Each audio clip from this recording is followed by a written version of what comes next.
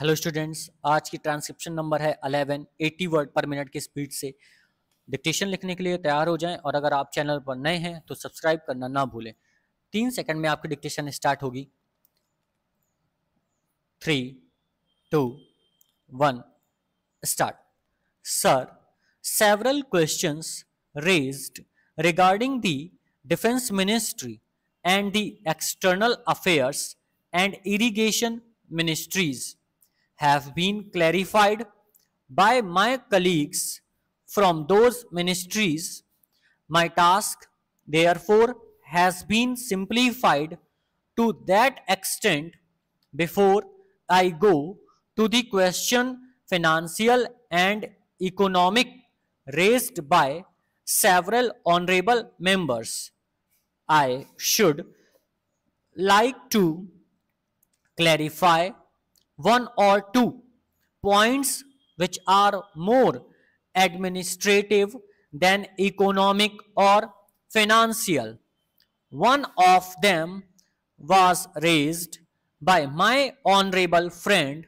He raised the question about the recruitment by the assistant superintendent's departmental competitive examination, and particularly about the examination held in 2010. He said that about rupees 6 crores were spent for the 2010 examination, and later it was declared that no vacancies are available. He therefore suggested that a definite procedure should be there and the examination should be held according to the vacancies declared in advance, and all persons who have qualified in that examination should be eligible for promotion or for appointment. Sir, I do not know whether the honorable member knows how these vacancies are filled. He probably referred to the section officers grade in the Central Secretariat service. This is filled 50% by direct recruitment and 25% of by departmental competitive examination open to the assistants, the next lower grade, and the rest 25% by promotion of the assistants on the basis of seniority subject to fitness. The examination, therefore, that he was referring to was a departmental competitive examination for filling 25% of the vacancies. It takes about 1 year for the Union Public Commission to declare the results of the examination from the time they take up the question of examination. It is not, therefore, possible to declare the number of vacancies to be filled in from the very beginning to declare them just when the result are out is more realistic, and that is what is done. Sir, if the examination is treated as qualifying examination, the number of persons who will thus become eligible for appointment will be quite unrelated to the number of vacancies to be filled in, and then the very situation which the honorable member wishes to avoid would arise. It would not be possible to hold any of the examination to regular intervals, and promotions against this quota should become very fitful. The honorable members also suggested that the rules of recruitment and promotion etc.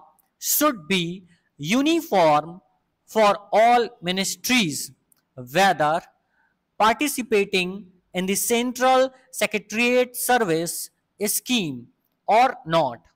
It must be, and this is so, except for the Ministry of External Affairs and the Railways. These have different rules, but these rules are very much similar and there is not much difference.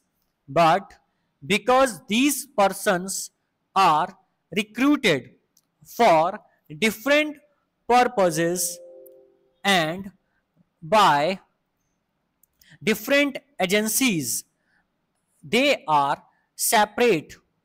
Therefore, his purpose in saying that there should be uniformity is almost carried out. The only difference is that the Ministry of Home Affairs does not control the services in these two ministries. Then, sir, questions are raised about backward areas and the backward states, and also about the city of Kolkata. If the budget is properly scrutinized, it would be found that assistance is provided for the states, particularly the backward states, and the Finance Commission, which assesses the overall recruitments of the states, takes this into consideration and makes it recommendations which are carried out every time the Finance Commission's recommendations are received, and they are received periodically according to the Constitution. Sir, I would like to give the total amount paid to the states on this account.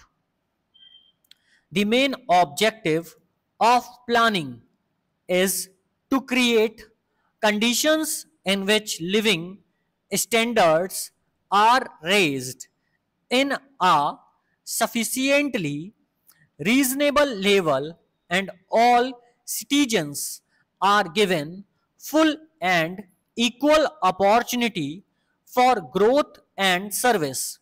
The plans seek to provide a balanced emphasis on increase in production and employment.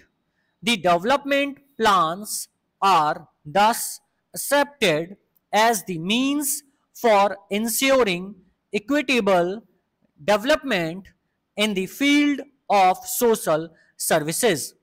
There is no reason to suppose that the needs of the less fortunate or prosperous states are being neglected, but it would not be proper to expect that all these difference could be wiped out now immediately. It must be seen whether we are going towards that very end or not. We are deliberately going towards that end, and we hope and trust that in course of time these inequalities would be wiped out, if not complete wiped out, at any rate they would be lessened. My honorable friend complained about inadequate provisions included in the plan for meeting the growing requirements of the city of Calcutta, where even the basic services like water supply, sewage disposal, and drainage were not being augmented, and that the central government are not enthusiastic about solving these difficulties. Full stop.